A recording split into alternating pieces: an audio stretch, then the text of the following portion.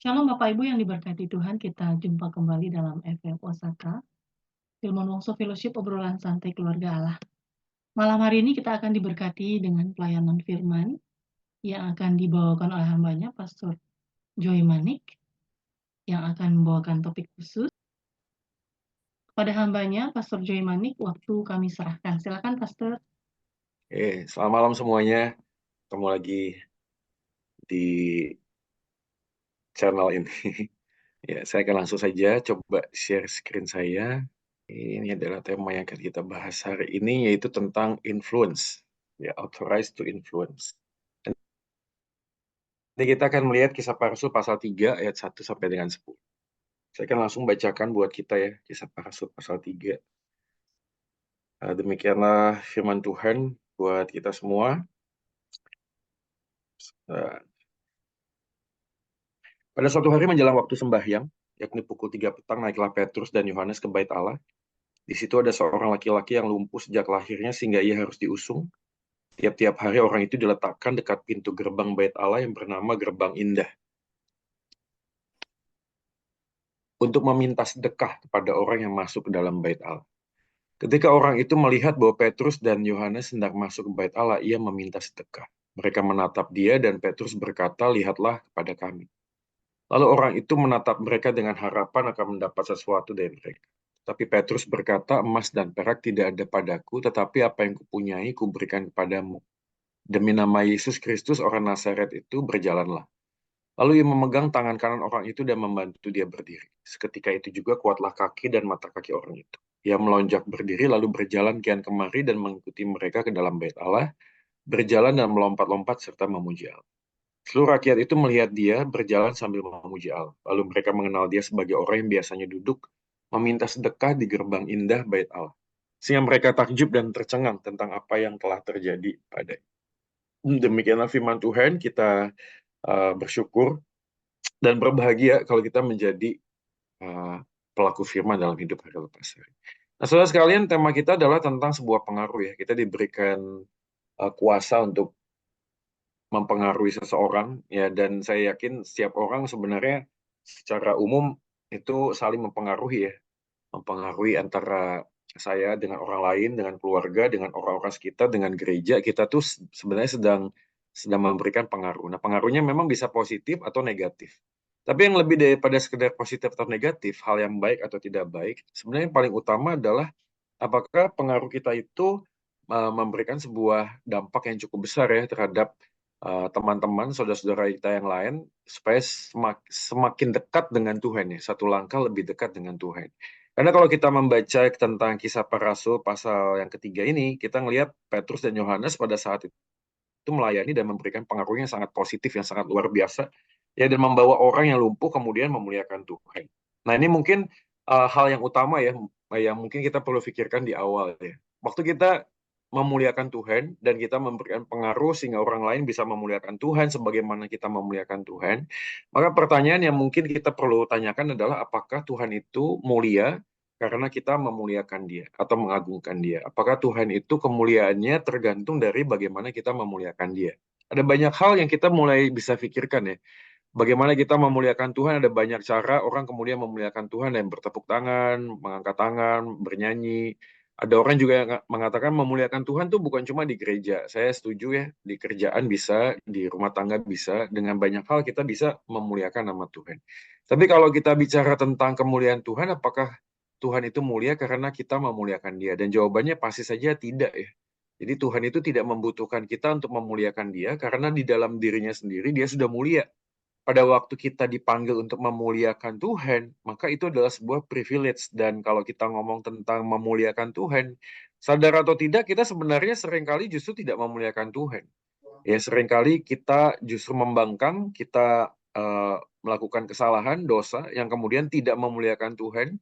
Dengan perkataan, pikiran, tindakan kita tidak memuliakan Tuhan. Dan kita kemudian sadar, pada waktu kita gagal memuliakan Tuhan, kemuliaan Tuhan itu tidak pernah berubah. Kemuliaan Tuhan itu tidak pernah berkurang sedikit pun pada waktu kita gagal memuliakan dia.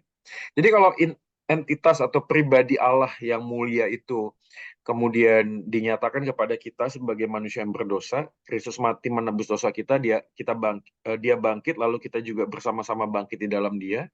Lalu kita dipanggil untuk memuliakan dia, maka itu adalah sebuah bagian yang seharusnya itu jadi gaya hidup ya. Jadi apa ya? Tidak perlu disuruh harusnya, tidak perlu didorong. Nah, memuliakan Tuhan itu kan sebenarnya esensinya bukan sekedar bagaimana kita melakukannya ya, cara melakukannya, tapi kan ini ngomong tentang sikap hati ya. Sikap hati yang benar pada waktu kita mengerjakan segala sesuatu. Karena kita yakin ya, apapun juga yang kita perbuatlah seperti untuk Tuhan. Nah, itu kan kalau bicara tentang perbuatlah seperti untuk Tuhan, berarti konteks kan tentang sikap hati ya. Amsal juga kan ngomong begitu ya, jagalah hatimu dengan segala kewaspadaan, karena dari hatilah terpancar kehidupan ya. Lalu juga Tuhan Yesus berkali-kali juga mengatakan tentang orang yang bijak itu membangun rumahnya di atas batu karang. Ya, mereka yang bijak adalah mereka yang mendengar dan melakukan, Matius pasal 7 juga mencatat tentang bagian dari buahnya lah kamu bisa mengenal pohonnya. Bukan mereka yang bernubuat demi namaku, menyembuhkan demi namaku, melakukan banyak hal yang spektakuler dalam namaku, bukan, tapi mereka yang melakukan kehendak Bapa, yang mengenal Bapa. Nah, itu kaitannya tentang bagaimana memuliakan Tuhan. Nah, dari sini kita bisa coba memahami satu isu yang penting ya. Jadi pertanyaan malam hari ini dimulai dengan pertanyaan yang mungkin kita juga perlu memikirkan ulang ya, apakah hidup saya ini memuliakan Tuhan gitu. Apakah pengorbanan Kristus dalam hidup saya itu membuat saya berani berkorban untuk menyatakan akan siapa Yesus di dalam dan melalui hidup kita. Nah, bagian ini kita akan coba elaborasi lebih lanjut di dalam Kisah Para Rasul pasal 3 yang tadi kita sudah baca sama-sama. Nah, kita perlu melihat konteksnya ya dengan cepat saja. Kita langsung tahu bahwa ini adalah sebuah kitab yang ditulis oleh Lukas untuk Theophilus. Jadi ada sebuah tujuan tertentu yang Tuhan pakai kepada Lukas khususnya untuk menuliskan tentang perjalanan para rasul kurang lebih. Nah, ini kan kitab yang kedua. Jadi kalau kita membaca Kisah Para Rasul pasal yang pertama, itu langsung nampak ya. Hai Theophilus, dalam buku yang pertama aku menulis tentang segala sesuatu yang dikerjakan, diajarkan Yesus sampai pada hari ia terangkat. Sebelum itu ia telah memberi perintahnya oleh Roh Kudus kepada rasul-rasul yang dipilihnya. Kepada mereka ia menunjukkan dirinya setelah penderitaannya selesai dan seterusnya. Jadi kita tahu tuh di Lukas menuliskan Injil Lukas menjelaskan tentang bagaimana Yesus ya sebelum sampai pada hari ia terangkat. Lalu kemudian Kisah Rasul pasal 1 dilanjutkan buku yang kedua. Ya, buku yang kedua ini kemudian main poinnya adalah tentang Roh Kudus yang dicurahkan. Lalu kemudian ayat 8 ya, kamu akan menerima kuasa, Roh Kudus turun atas kamu, dan kamu akan menjadi saksiku. Jadi benang merah tentang kematian, kebangkitan, lalu kenaikan Yesus ke surga, lalu kemudian Yesus naik ke surga, mengutus Roh Kudus, dan pada saat itulah Lukas kemudian mencatat tentang Kisah Para Rasul pasal 1 ini, yang membuat kita kemudian menyadari bahwa Tuhan tuh punya agenda khusus untuk menjelaskan tentang hal ini. Bentar ya, maaf ya.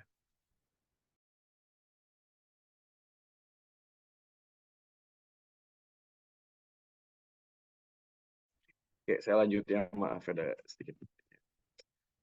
Nah, jadi kalau kita ngomong tentang apa yang Lukas ingin sampaikan, ya ada 3 hal, pengajaran mengenai Kristus, lalu tanda mujizat yang menyertai pengajaran dan pertobatan, dan mulainya sebuah gereja. Jadi kalau kita melihat benang merah ini, maka kita melihat semua kisah-kisah di dalam Kisah Para Rasul sebenarnya ditujukan untuk menjelaskan 3 bagian ini, yaitu tentang Yesus Kristus yang menjadi pusat, ya, menjadi sentral, lalu kemudian tanda mujizat yang menyertai pengajaran Yesus, lalu kemudian pertobatan dan mulainya gereja.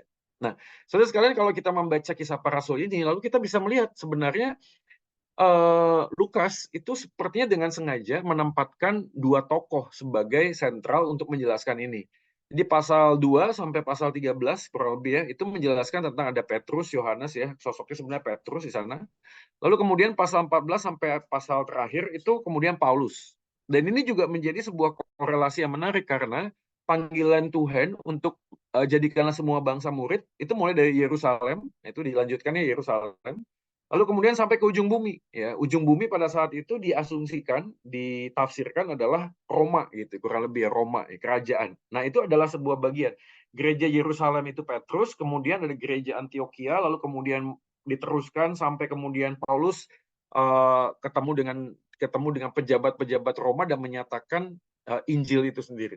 Nah, dari sini saudara sekalian ini menarik ya. Penekanan tentang tokoh ini menjadikan sebuah benang merah bahwa kehadiran gereja itu memang itu dimulai dari pengaruh-pengaruh yang dinyatakan melalui kuasa Roh Kudus. Jadi Kisah Para Rasul pasal 1 ayat 2 sampai 3 ini ya. Sebentar. Sampai pada hari ia terangkat, tadi saya sudah mention ini ya. Lalu kepada mereka ia menunjukkan dirinya setelah penderitaan selesai, dengan banyak tanda ia membuktikan. Selama 40 hari ia berulang-ulang menampakkan diri dan berbicara kepada mereka tentang kerajaan Allah. Dan itu menjadi satu titik awal. Kemudian para rasul ini menyatakan akan siapa Yesus melalui tanda-tanda mujizat. Jadi saya sangat yakin sekali Kisah Para Rasul pasal 3 ketika Lukas mencatat ya tentang orang lumpuh yang mengalami mujizat yang dinyatakan melalui Petrus dan Yohanes, itu tidak lepas dari sebuah highlight ya, sebuah pusat, yaitu menunjukkan kepada Theophilus siapakah Yesus itu yang sebenarnya ketika dia naik dan tidak lagi ada di dunia, tapi pekerjaan Yesus itu tidak berhenti, yang kemudian diteruskan gitu melalui para rasul, para murid-muridnya. Sehingga pada waktu kita bicara tentang siapa orang lumpuh ini, kita langsung membaca ya, dalam nama Yesus berdirilah gitu. Jadi mention kalimat ini, Lukas ingin menyatakan bahwa kehadiran Yesus itu tetap ada di sini walaupun secara fisik Yesus tidak ada lagi ya. Dan itu dinyatakan dengan kehadiran Roh Kudus. Mari kita langsung saja melihat ya dengan lebih fokus kepada lebih zoom in ya kepada kisah ini ya. Nah, kalau kita membaca kisah ini, Lukas tidak menaruh nama ya, tapi dia sengaja memberikan sebuah gambaran atau tanda-tanda tentang siapa orang lumpuh ini. Ya, di catatannya yang saya dapatkan di sana ayat 2 adalah lumpuh sejak lahir, selalu diusung. Jadi kalau dia lumpuh sejak lahir dan selalu diusung, berarti dia bukanlah orang lumpuh biasa gitu ya. Ya memang ada beberapa komentar yang mengatakan di sana banyak Pak ya yang datang di sana gitu ya. Lalu orang ini adalah seorang yang tiap hari minta sedekah di depan gerbang Bait Allah, juga ayat 2. Jadi setiap hari minta sedekah. Jadi kalau setiap hari minta sedekah artinya bisa jadi dia hidup hanya dengan mengandalkan kegiatannya setiap hari di depan Bait Allah. Usianya di atas 40 tahun, lalu orang banyak tahu orang ini. Jadi kalau kita lihat tentang sentral Bait Allah gitu ya, itu kan di sekelilingnya banyak orang yang lalu lalang gitu ya. Dan ini lagi-lagi kalau kita melihat dalam highlight ini ada namanya Gerbang Indah ya. Di sana dituliskan ada Gerbang Indah. Jadi ini bukan sekedar gerbang sebenarnya karena di dalam beberapa informasi, Gerbang Indah ini adalah sama dengan gerbang emas di tembok kota yang masih ada sampai sekarang. Tetapi bisa juga menunjuk kepada gerbang di bagian dalam wilayah Bait Allah yang mungkin sama dengan gerbang timur kuno atau salah satu gerbang di sebelah timur bangunan bait itu sendiri. Jadi kalau dimention oleh Lukas Gerbang Indah, bagi pembacanya yaitu Theophilus, ini menjadi sebuah highlight. Ini gerbang bukan sembarang gerbang, gitulah kurang lebih ya. Jadi kalau kita bicara tentang satu kota tertentu, itu ada tempat khusus ya, tempat khas. Misalnya kalau di Surabaya ada monumen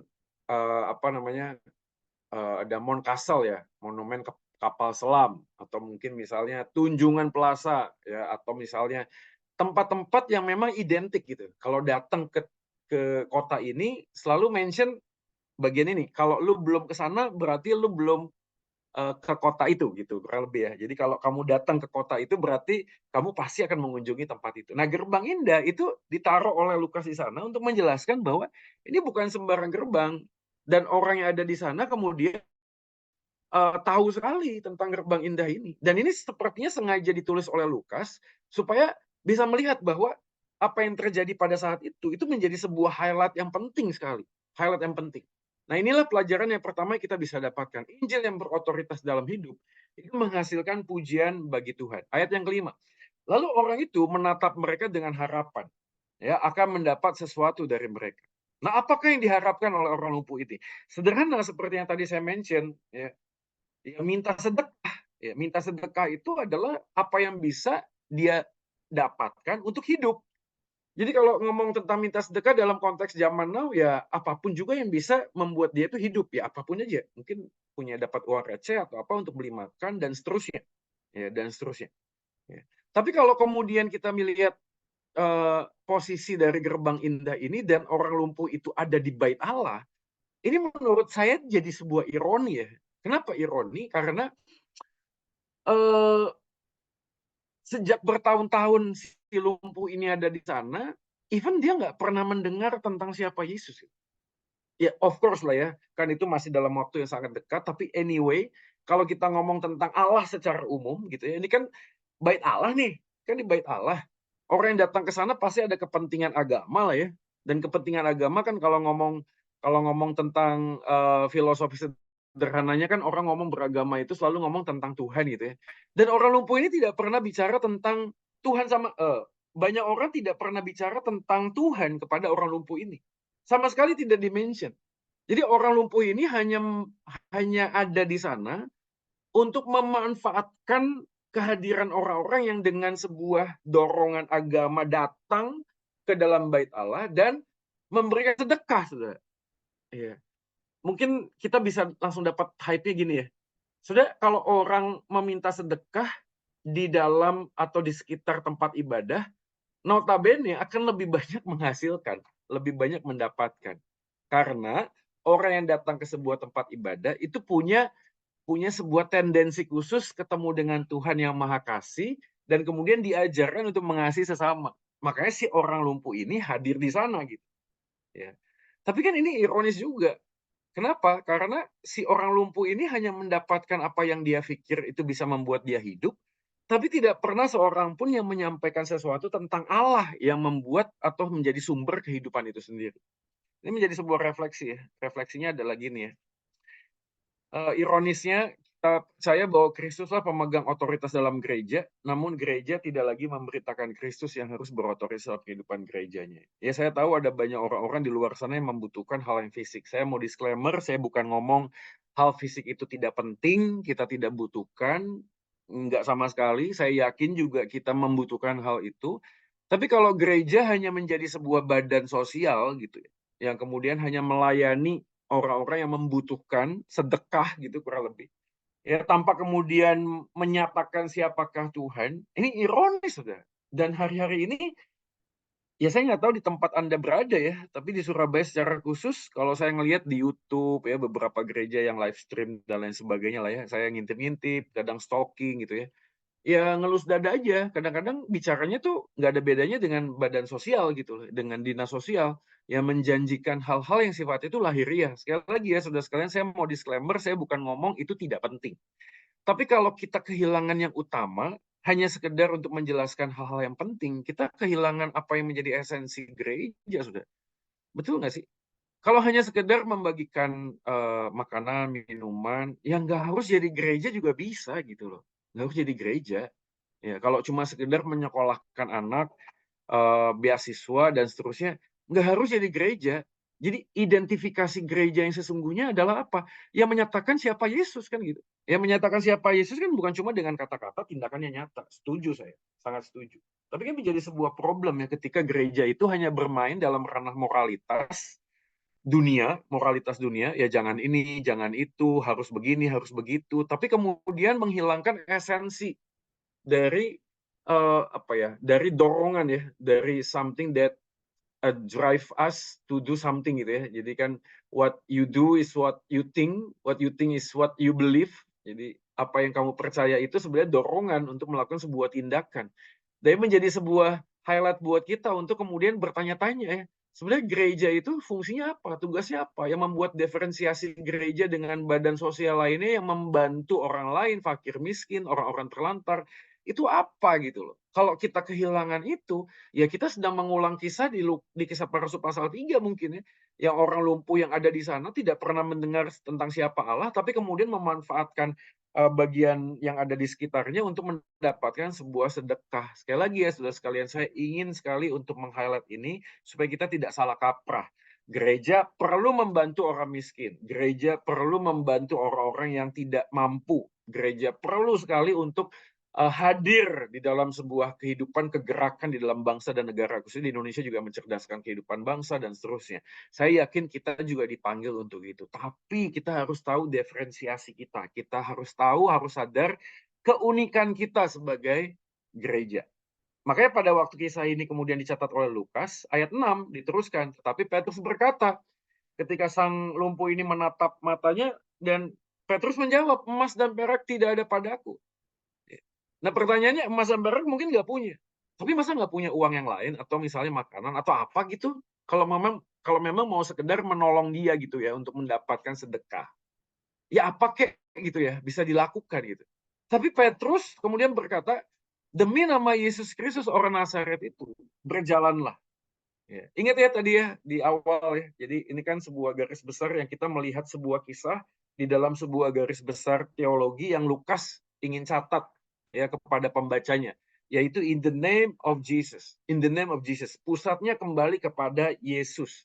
Iya, Petrus dengan sangat clear, sangat jelas, saya tidak punya emas dan perak, saya bisa membantu kamu dengan cara yang lain, tapi yang aku punyai ya akan kuberikan kepadamu in the name of Jesus. Ini bagus banget ya. Ini sebuah pelajaran dan refleksi buat kita sebenarnya adalah ketika seseorang itu meminta bantuan dalam bentuk apapun. Sebenarnya yang mereka butuhkan adalah yang pertama kali adalah Injil Yesus. Ya. Seringkali kita merasa harus membantu seseorang berdasarkan kebutuhan mereka. Oke? Sehingga kita lupa bahwa yang paling dibutuhkan manusia adalah Injil Kristus. Saudara, beberapa waktu yang lalu saya ngobrol sama teman yang kemudian mungkin sebenarnya bukan beberapa waktu ya, udah cukup lama ya. Kemudian gemes gitu ya, karena ada temannya pinjam uang gitu sama dia, lalu setelah lama berlangsung uangnya nggak dikembaliin, ya. Lalu kemudian dia merasa loh kok orang ini nggak tahu diri dan seterusnya gitu ya. Awalnya pengen membantu karena belas kasihan, tapi ujung-ujungnya malah menjadi batu sandungan. Nah, saya nggak tahu, mungkin pergumulan orang ini juga sangat sulit ya. Ya maksudnya, ya gemes ya, mau nagih juga nggak dibayar ya, cari alasan sana sini ya. Lalu kemudian dia juga merasa butuh uang. Jadi gimana? Ini salah satu catatan khusus kalau misalnya kita ingin membantu ya. Kalau saya sendiri dalam konteks bagian itu, ya lebih baik kita itu tidak meminjamkan ya. Karena gimana pun juga kalau sudah masuk dalam konteks uang, itu kadang ada banyak hal yang kita tuh nggak bisa duga ya. Jadi intinya gimana sih? Ya kalau misalnya memang ini adalah teman membantu saudara, ya sudah gitu loh. Jangan berharap untuk kembali. Ya kalau memang kembali ya puji Tuhan, kalaupun enggak ya ini bagian untuk membantu. Nah ini kan penting ya. Maksudnya orang akan ngomong gini, komplain, enak aja. Ya. Kok maksudnya gimana gitu loh? Nggak berharap untuk kembali itu gimana? Nah itu poin yang penting untuk kita kemudian memahami. Membantu orang itu adalah bentuk kita belajar mengasihi. Jadi kalau mengasihi tanpa memikul salib, itu bukan kasih gitu. Memikul salib ini kan nggak gampang ya. Memikul salib ini kan menyangkali keakuan diri loh. Ya. Menyangkali keakuan diri. Sampai pada satu limit, Tuhan engkau minta untuk membantu orang tersebut, tapi di tengah-tengah keterbatasan saya untuk membantu. Oke, ada pilihan Tuhan, saya pinjamkan, suatu kali saya bisa berharap uang saya kembali. Tapi saya tahu bahwa saya tidak bisa punya 100% jaminan uang saya akan kembali. Kalau begitu Tuhan, hari ini saya akan belajar untuk memberi tanpa mengharap kembali. Waduh. Tapi kalau kita lihat konsep ini ya, kan bukankah itulah yang Yesus lakukan ya? Pada waktu Yesus mati di atas kayu salib, dia tidak menuntut kita untuk juga disalibkan sebagai bentuk balas budi kepada dia. Orang itu bisa memberi tanpa mengasihi, tapi orang yang mengasihi itu pasti memberi. Mungkin kita harus menyadari bahwa sebenarnya yang dibutuhkan oleh manusia itu bukan hal-hal yang sifatnya lahiriah, tapi yang utama adalah Injil. Dan seringkali pada waktu kita akan dipanggil untuk berbagi kepada orang lain, lebih dahulu kita itu dikoreksi oleh Injil. Dikoreksi oleh Injil artinya, apakah yang kumiliki ini adalah semuanya milikku? Atau ini milikmu Tuhan? Jadi kalau semuanya ini dipercayakan dan ini adalah milikmu, karena engkau sudah mati menebus hidupku, maka aku pun milikmu, maka segala yang kumiliki bukanlah lagi milikku. Waduh, ini ngomongnya gampang ya, betul nggak? Ya. Tapi melakukannya, wah ini berdarah-darah sih. berdarah-darah, Saudara. Dan saya yakin ini hanya bisa dikerjakan kalau kita sungguh-sungguh hidup di dalam Tuhan. Ya. Kalau bicara tentang bagian ini, maka kita kemudian memahami konteks mereka yang menghidupi Injil akan memberitakan Injil. Karena Injil Kristus mengubah hidup. Nah ini dia. Ya. Dan membawa diri serta orang lain untuk memuji Tuhan. Jadi first of all, dalam konteks kita memberikan pengaruh, ya bukan hanya tadi sekedar positif dan negatif, tapi kita memberikan pengaruh kita untuk membawa orang lain memuji Tuhan, memuliakan Tuhan, itu dimulai dengan sebuah kesadaran bahwa saya tidak bisa melakukan apapun jikalau saya lepas daripada Engkau. Ya, Yesus mengatakan, di luar aku kamu tidak dapat berbuat apapun juga. Jadi kalau di luar aku kamu tidak berbuat apapun.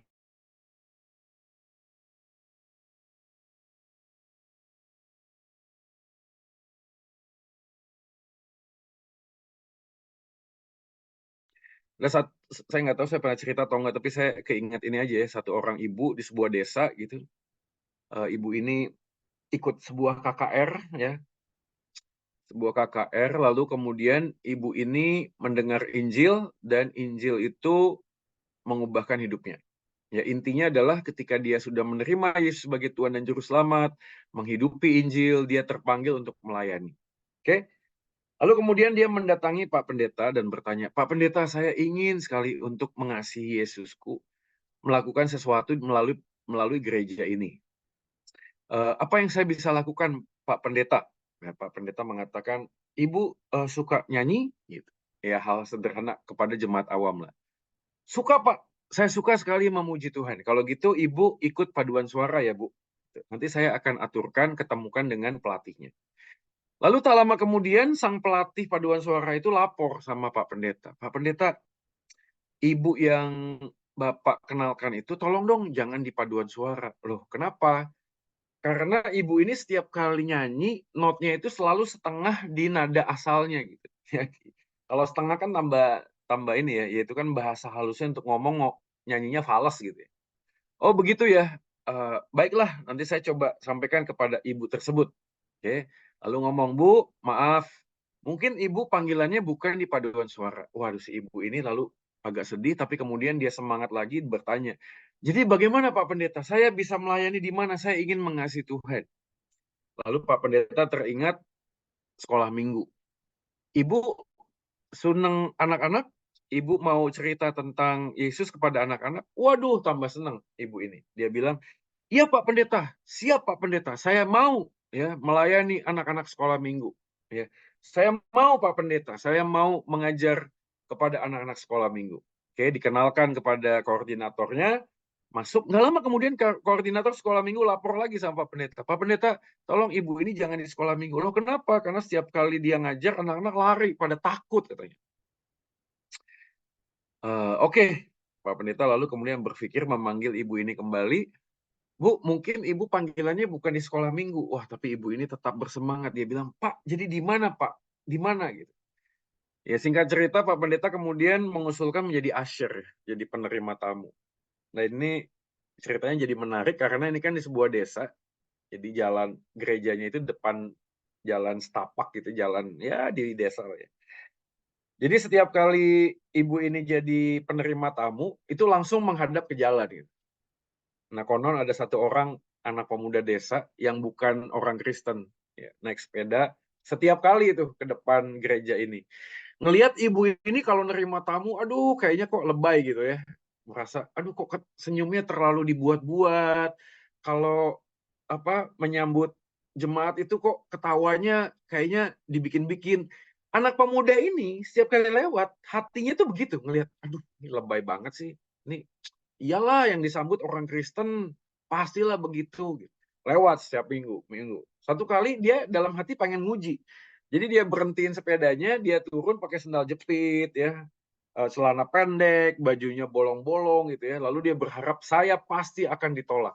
Kalau dia masuk ke dalam gereja itu ketemu ibu ini. Ibu ini langsung menyambut, Bapak pertama kali datang sini ya Pak.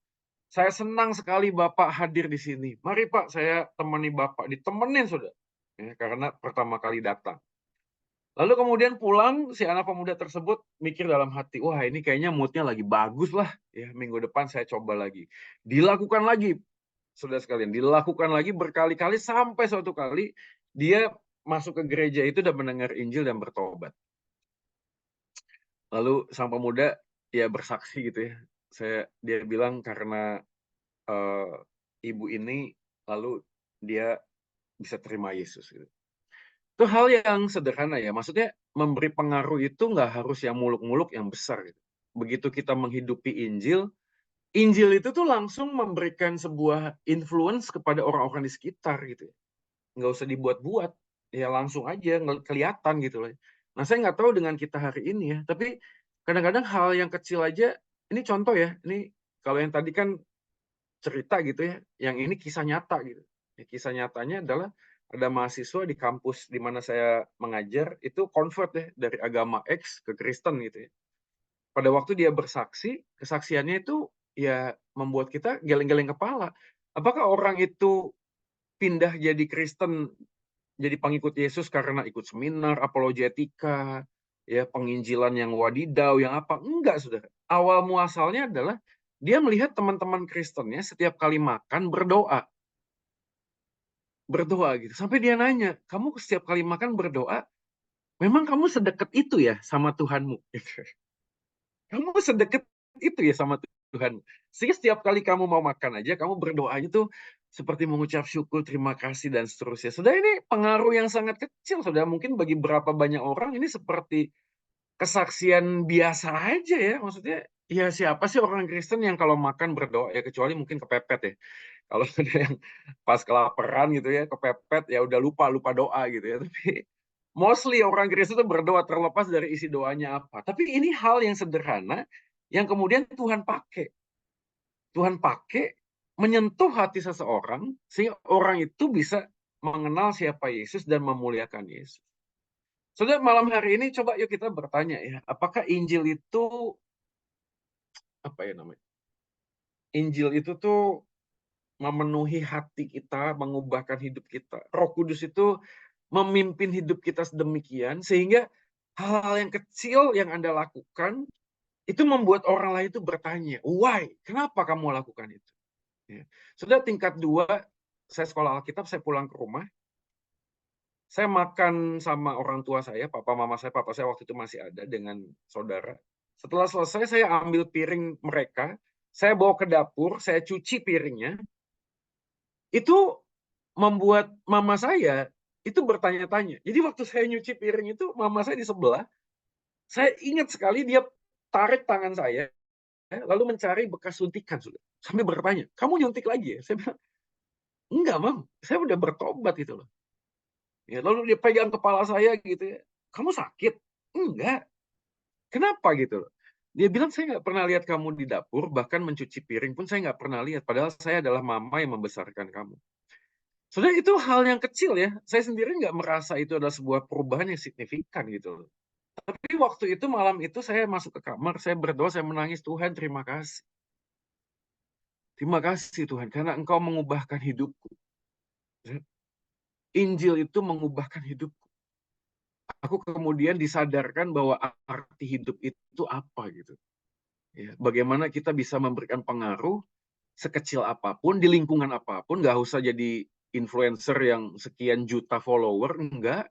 Ya, 1-2 orang saja, mungkin di rumah kita, mungkin tetangga kita, mungkin hal-hal yang sederhana yang kita hidupi di dalam Injil, dan Injil itu mengubahkan hidup kita dan kemudian mendorong kita untuk melakukan sesuatu. Ingat ya tadi, orang yang mengasihi pasti memberi, walaupun yang memberi itu belum tentu mengasihi. Tapi inilah sebenarnya poin penting yang kita harus sadari ya. Sudah berapa lama kita menjadi orang Kristen dan seberapa besar pengaruh kita ya. Sekali lagi ya, sudah jangan ngomong yang wah gitu ya, yang di luar berkhotbah ke ribuan orang gitu. Enggak lah, nggak usah yang begitulah. Ya. Dan saya yakin dimanapun kita berada, hidup adalah mimbar khotbah kita, atau nggak sih? Hidup kita tuh mimbar khotbah kita gitu ya. Saya pernah belajar apologetika, satu orang profesor itu menyatakan apologetika terbaik adalah hidupmu gitu.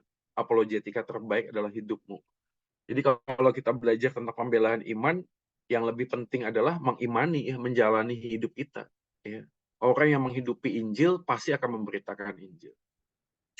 Ini yang pertama. Yang kedua adalah ini, Injil yang menjadi fokus dalam pujian penyembahan kita. Kisah Paulus pasal 38, orang lumpuh setelah berjalan, ia masuk dalam bait Allah, ia melonjak berdiri, lalu berjalan kian kemari dan mengikuti mereka ke dalam bait Allah. Berjalan dan melompat.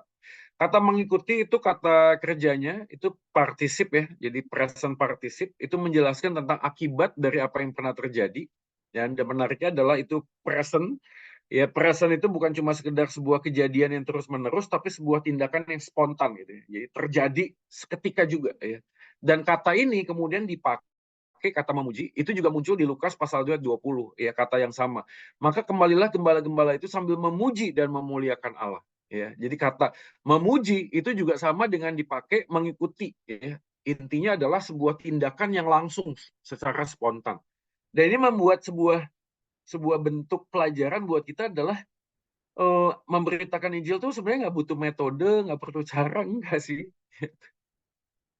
Memberitakan Injil itu memberikan pengaruh tentang kerajaan Allah melalui hidup kita itu adalah gaya hidup. Ya. Dan ini menjadi sebuah respon yang menarik. Kenapa? Karena si orang lumpuh ini masuk ke dalam bait Allah, ya, berjalan kian kemari dan masuk ke dalam bait Allah. Seakan-akan sang lumpuh ini langsung diberikan sebuah identifikasi bahwa kesembuhannya bukanlah titik akhir dari segala kehidupannya, bukan. Ya, justru sebaliknya, kesembuhannya menjadi titik awal dia menjalani sebuah kehidupan yang baru. Sudah, kalau Anda memahami mujizat di dalam sebuah rangkaian providensia Tuhan, rangkaian tujuan dan rencana Tuhan dalam hidup Anda, saya yakin Anda tidak akan menjadi orang yang maniak atau gila berkat, saudara. Gila mujizat, ya, cari-cari mujizat. Enggak, saudara. Kenapa? Karena mujizat is not an end, it's a means. Itu bukanlah sebuah akhir, tapi itu sebuah jembatan, sebuah cara untuk mengerjakan apa yang Tuhan ingin sampai pada akhirnya. Sama seperti disiplin rohani. Baca Alkitab, berdoa, persekutuan, ke gereja, itu bukan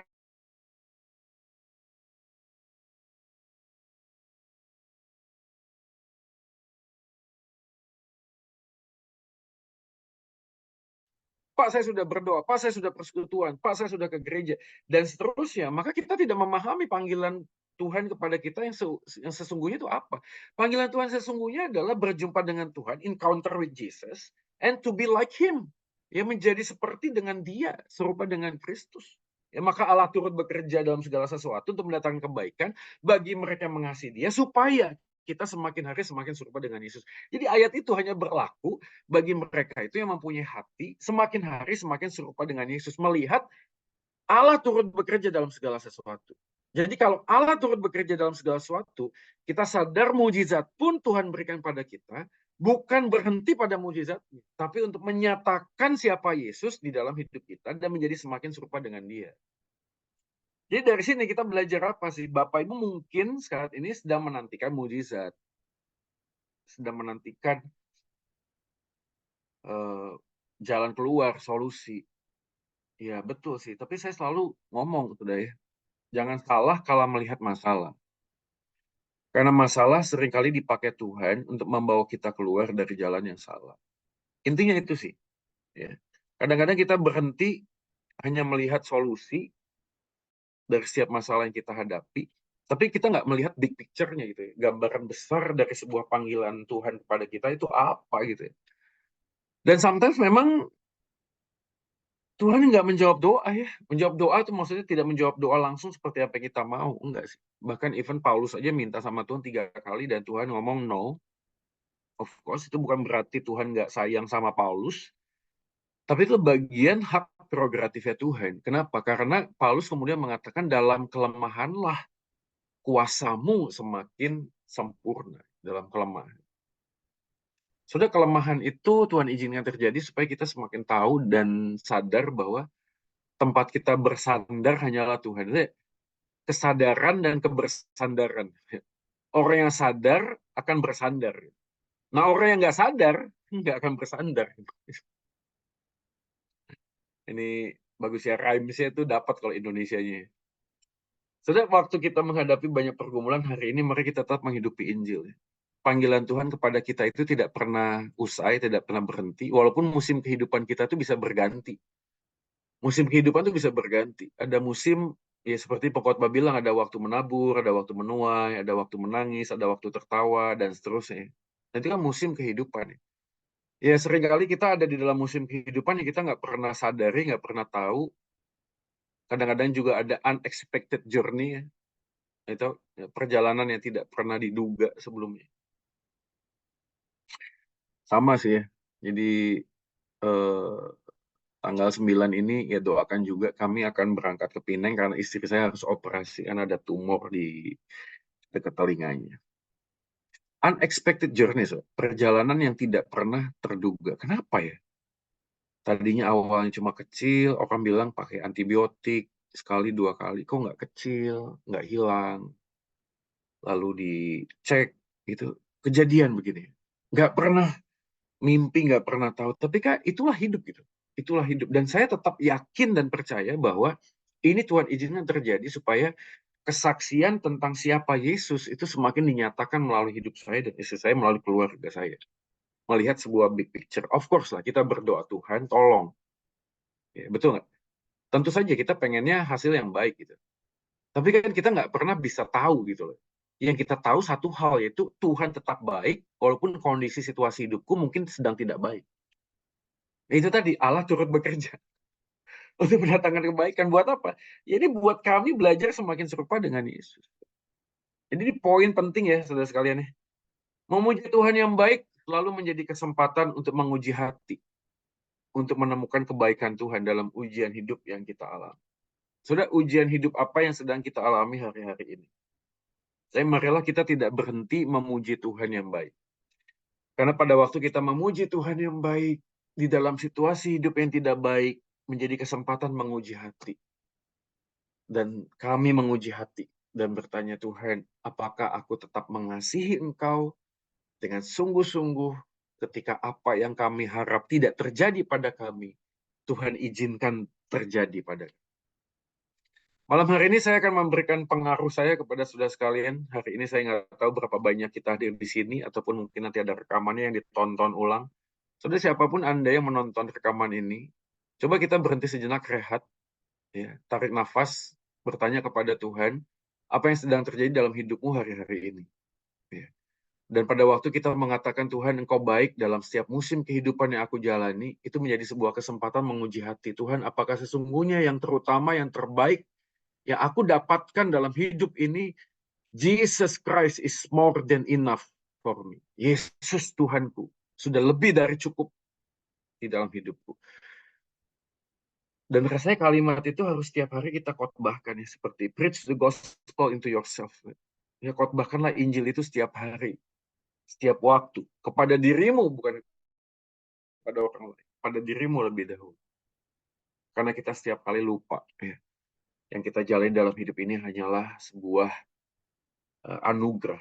Saudara, saya yakin sekali bahwa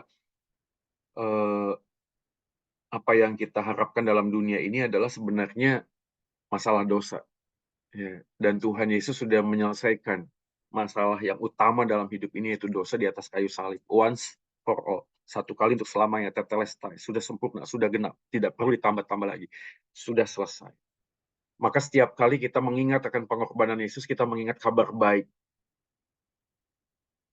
Sekali lagi ya, kabar baik itu hanya bisa kita pahami sebagai sebuah kebaikan yang ultimat ketika kita menyadari betapa bobrok dan berdosanya saya.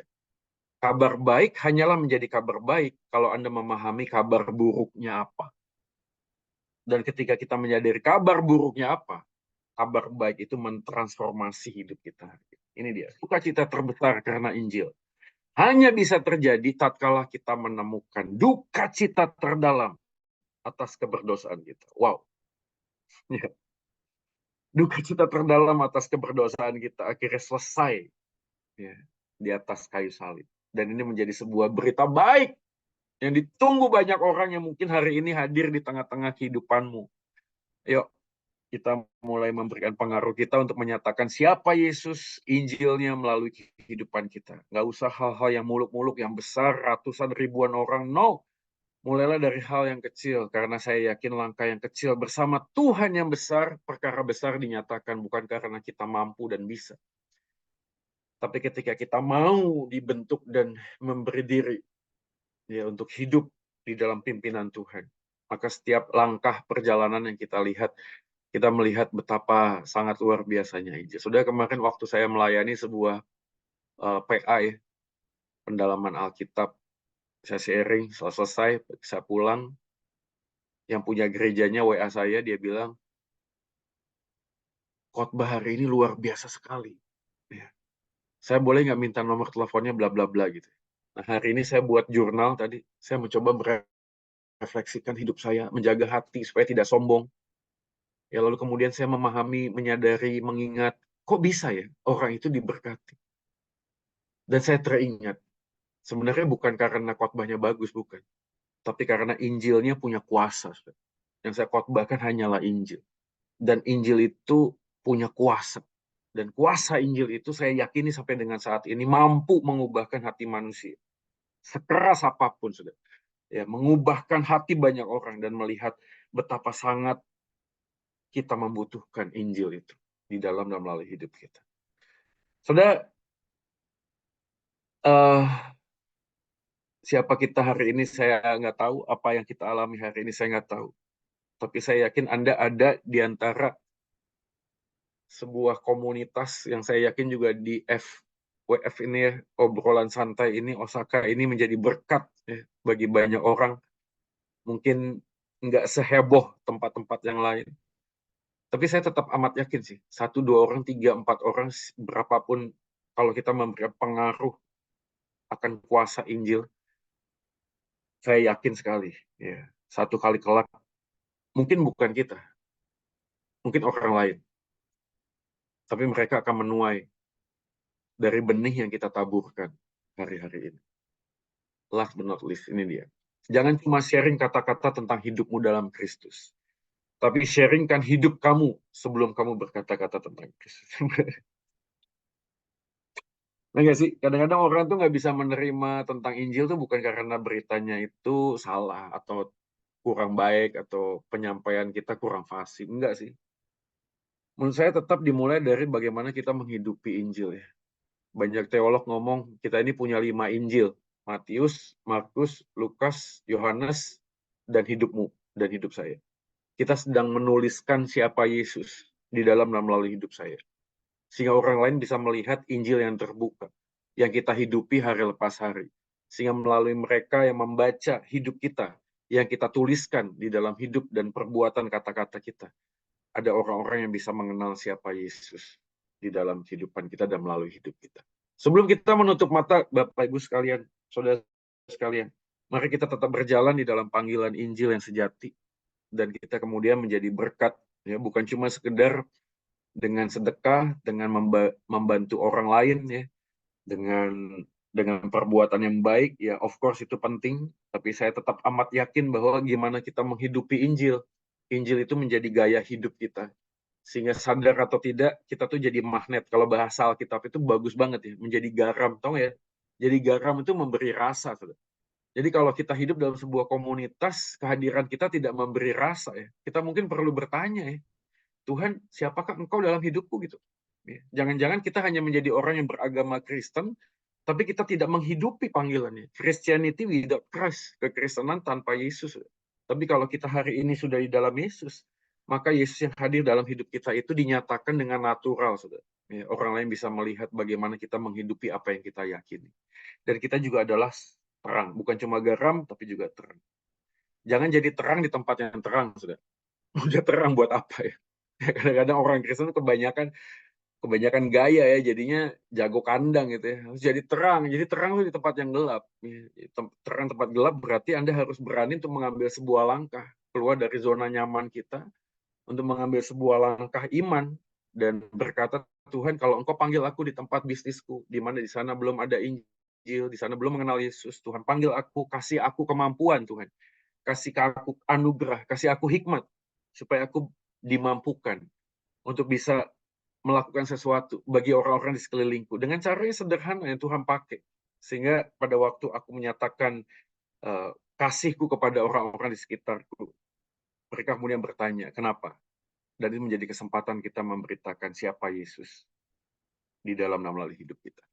Ya, Tuhan Yesus memberkati kita semua, saudara sekalian. Saya bersyukur sekali karena diberikan kesempatan untuk berbagi Injil Tuhan bersama dengan saudara sekalian. Mari kita berdoa. Terima kasih Tuhan buat anugerah yang Engkau nyatakan. Terima kasih Tuhan buat pengorbanan Yesus di Kalvari. Rela menderita, tidak menganggap kesetaraan dengan Allah sebagai milik yang harus dipertahankan. Namun Engkau mengosongkan dirimu menjadi manusia, menjadi hamba, bahkan Engkau taat sampai mati. Di dalam Engkaulah kami menemukan arti hidup yang sejati. Bahwa hidup bukan tentang kami, tapi tentang Engkau, Tuhan Yesus. Dimanapun kami berada saat ini, kami ingin memastikan bahwa hidup kami ada di dalam tangan-Mu. Dan ketika Engkau memegang dan menguasai hidup kami tetap memohon supaya kuasa Roh Kudus itu nyata di sekeliling kami, memberikan pengaruh. Sehingga apapun Tuhan yang kami kerjakan, melalui perkataan, kata-kata, nama Yesus ditinggikan, dan ada lutut bertelut lidah mengakui adalah Tuhan. Kami yakin ini bukan cuma sekedar pindah agama A, B, C, bukan. Ini menyatakan tentang relasi kasih yang sejati ketika Tuhan datang ke dalam dunia mencari manusia yang berdosa. Dan kami bersyukur karena Tuhan boleh menebus dosa kami. Dan kami ingin pakai waktu-waktu kami, hidup kami selanjutnya ini, untuk memberitakan Injil-Mu melalui kata-kata dan tindakan yang nyata. Kami bersyukur Tuhan, pimpin kami sepanjang perjalanan hidup kami ke depan. Di dalam nama Yesus Tuhan kami berdoa dan memohon. Amin. Amin, amin. Thank you. Tuhan Yesus memberkati. Terima kasih. Tuhan Yesus memberkati. Memberkati.